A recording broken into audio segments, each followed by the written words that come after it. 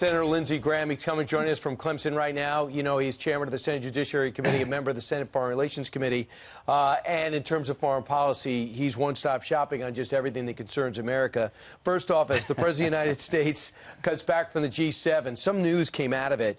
And it looks like the President of Iran, Rouhani, he said, quote, if I knew was going to, on possibly meeting with the president, he said in a televised speech, if I knew there was going to be a meeting and visiting a person would help my country's development and resolve problems of the people, I would not miss it. That is a major difference from I'm never going to meet with President Trump, which he said a month ago. Do you believe the president should follow through with Macron's trying to broker, and that's a meeting with Rouhani of Iran? I really don't care if they meet. I really appreciate what President Trump has done to crush the Iranian economy because they're on trying to build a nuclear weapon and dismember the Mideast. The question is, what are they going to talk about? There is no good deal that will allow Iran to keep enriching and reprocessing uranium and plutonium. That's how you make a bomb. The only good deal, Brian, is for Iran to have a nuclear power program like the Arabs, but they get their fuel from other sources. Right. They don't make their own fuel. That's how you make a bomb. Senator, what's your reaction, talking about immigration, what's your reaction to these states, there are 19 states and D.C., suing the administration because the president wants to end the Flores agreement. He wants the children to stay with their families in the detention center until they face the judge, which could take 40 to 60 days. These states are supporting the magnets of illegal immigration. The reason we're being overrun is two reasons. If you come here and claim asylum, your hearing is 3 years away and you never show up. We don't hold people for 3 years, so all they got to do is ask for asylum. If you bring a minor child, we can only hold the child for 20 days.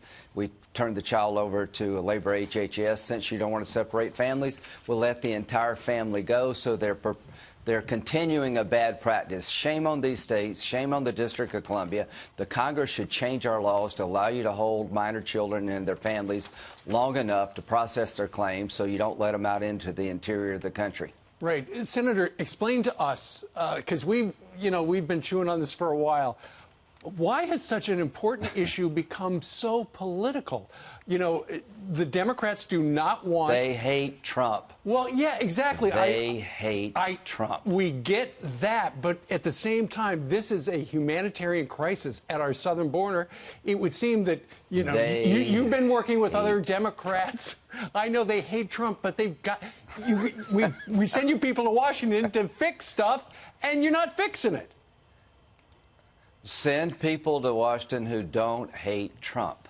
I have been working on immigration for 10 years. I'm willing to deal with the DACA population, give them a place to stay in our country, a pathway to citizenship. I'm willing to spend money in Central America to make life better. I've done everything I know to do. I've turned blue in the face. I can't get one Democrat to agree with me that you should apply for asylum in Central America or Mexico, not the United States, because we don't have the capability to deal with asylum claims, and most of them are fraudulent. I can't get one Democrat to agree to allow children to be held with their families humanely for 40, 50, or 100 days so we can process their claims. They literally want them to be released in the United States. They continue a practice of asylum being applied for in the United States. It has a never-ending trail, and the trail to get here is terrible for women and children.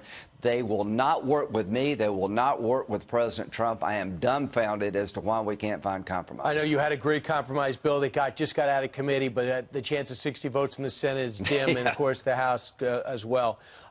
Meanwhile, let's pivot over to Afghanistan. On September 1st, it looks as though the ninth round of talks is supposed to produce a peace agreement with Afghanistan, which eventually, very soon, all our troops come out. The Taliban already have half the country. They're working on a deal with the Taliban, I guess, to give it all back. What's your greatest concern? Because many people listening said, I'm done with that war. We've been doing it for 19 years. What does Lindsey Graham say is at stake? Right. Well, number one, you may be tired of fighting radical Islam, but they're not tired of fighting you. You might get a peace deal with the Taliban. The president's put a hurting on the Taliban. They have about 30% of the country. 20% of the public agrees with them in Afghanistan. 80% do not want to go back to the good old days of the Taliban, where you kill women in soccer stadiums for sport and young girls cannot ever go to school. So you might end the war with the Taliban, but the al-Qaeda is alive and well in Afghanistan. ISIS is stronger today than they've ever been in Afghanistan. They will hit us if we leave. So I'm telling the president, I applaud you for trying to lower the cost. Right. You've done a good job of hurting on the Taliban, but you can't trust the Taliban to take care of ISIS and al-Qaeda. There's no substitute for American forces in Afghanistan to protect the American homeland from radical Islam. There'll be another 9/11 if we pull the plug. If you don't believe me, ask the generals in the intelligence community. How many? How long? How many troops? How long should they stay? Under 10,000, that's great accomplishment, President Trump, until the threat is alleviated, until al-Qaeda and ISIS no longer can enjoy safe haven, until their numbers are diminished so that they can't hurt us.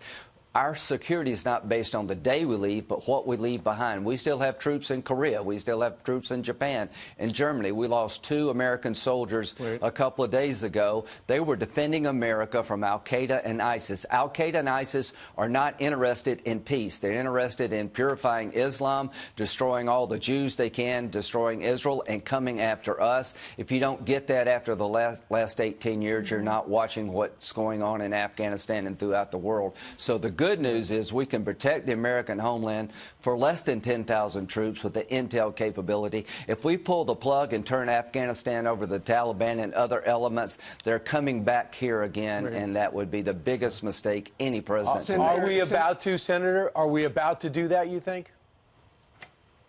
I don't think so. I've talked to President Trump. He understands the need for a counterterrorism force to watch al-Qaeda and ISIS, who will never be part of a peace deal. He understands the intelligence gathering capability we have in Afghanistan not only protects us, it protects the whole region. He's about to start a new relationship with Pakistan, where Pakistan will deny safe haven to the Taliban. I like President Trump's foreign policy. He's frustrated about the war. But 18 years ago, the Taliban ruled Afghanistan brutally. How many countries can be formed in 18 years? 6 million girls are in school today. There's a lot of activity, economic activity in Afghanistan. They're trading with the world, including us. There's been a lot of progress. It's come at a heavy price. The one thing about the war in Afghanistan, if you take your eye off the ball, it will come here. This is where the 9/11 plots were hatched and planned. When the Taliban took over, they invited al-Qaeda to be their honored guest, and that's how 9/11 started. And the same thing will happen if we leave. But the good news is we can keep a small force there and be safe. Okay. Senator Lindsey Graham, thank you so much for being with us. Makes a lot of sense. He's been there Thank you. multiple times, and that's what the reality on the ground.